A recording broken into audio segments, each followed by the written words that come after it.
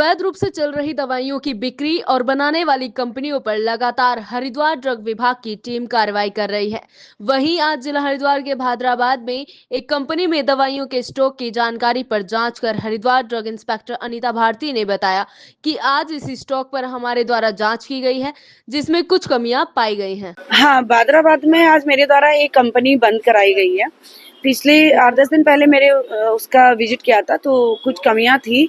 कई चीजें होती है, टेक्निकल पॉइंट होते हैं, स्टाफ होता है और एक सिस्टम होता है जो दवाइयां बनाने के लिए प्रॉपर सिस्टम चाहिए, वो नहीं था उसके पास। तो ड्रग कंट्रोलर द्वारा जो है उसका स्टॉप प्रोडक्शन कराया, जो लेटर था वो मुझे आज उसको प्राप्त कराया गया। और हाँ, ऐसा अगर कहीं पर लगता है, अगर कोई कंपनी जो है स्टॉप प्रोडक्शन के बाद भी अगर फार्मा कंपनी निर्माण करती है, तो आइंदा इसके लिए कुछ अन्य एक्शन लिए जाएंगे। ड्रग कंट्रोलर से बात की जाएगी।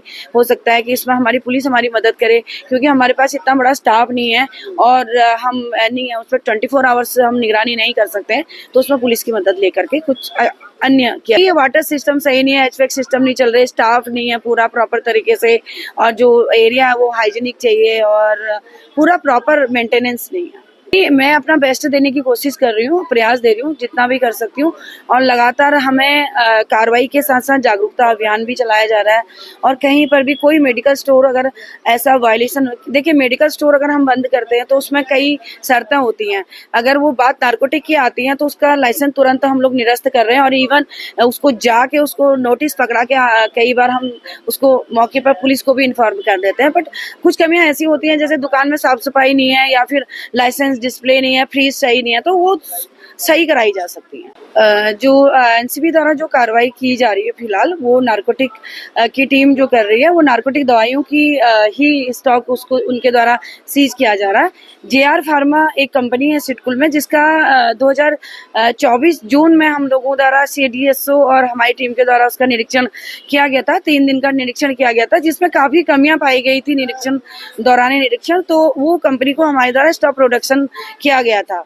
तो आज जो एनसीबी द्वारा जो जांच की जा रही है, जहां पर दवाइयां सीज की गई हैं, हालांकि एनसीबी की अपनी जांच होती है, और जितना भी जो नारकोटिक का जो लाइसेंस होता है वो नारकोटिक डिपार्टमेंट द्वारा दिया जाता है, और सीबीएन का ही उसमें रोल पूरा होता है।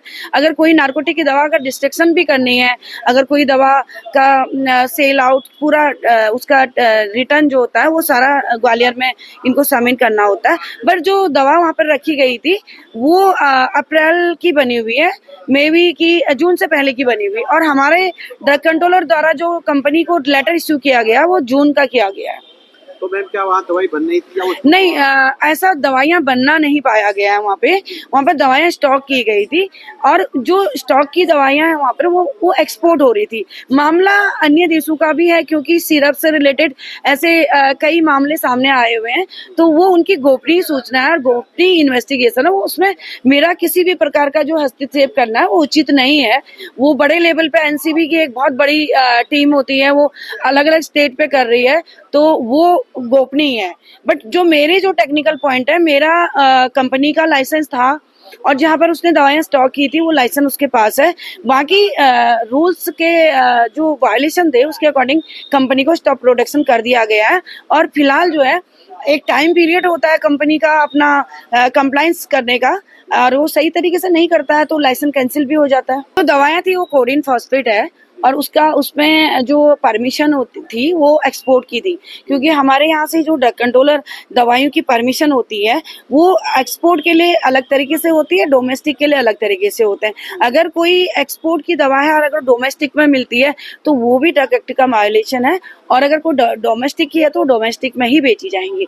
और जो उनके द्वारा जो दवाइयां सीज की गई हैं उनके अमृतसर में, वो उसका मुझे नॉलेज नहीं है वो कौन सी दवाइयां थी, वो उनकी अपनी इन्वेस्टिगेशन है। फिलहाल जो दवाइयां सीज की जा रही हैं वहाँ पे, वो दवाइयां जो है अप्रैल मई जून की बनी हुई है। अभी क्या कार्रवाई? फिलहाल तो वहाँ पे उनकी कार्रवाई जारी रहेगी, और काफी स्टॉक तो है, और उसके निरीक्षण हमारे जब हमने निरीक्षण किया था तब भी वहाँ पर जो है दवाइयों के सैंपल CDSO द्वारा लिए गए थे, सेम दवा के सैंपल लिए गए थे उनके द्वारा भी। और कभी कभी ये होता कि कोई सैंपल फेल आ जाता है तो फार्मा कंपनी अपनी उस दवा को आगे नहीं बेचती है। तो अब जो JR फार्मा है वहाँ पर कोई टेक्निकल पर्सन भी नहीं है और फिर इतनी बड़ी रेड चल रही है तो किसी का होना वहाँ पर स्वाभाविक भी नहीं है।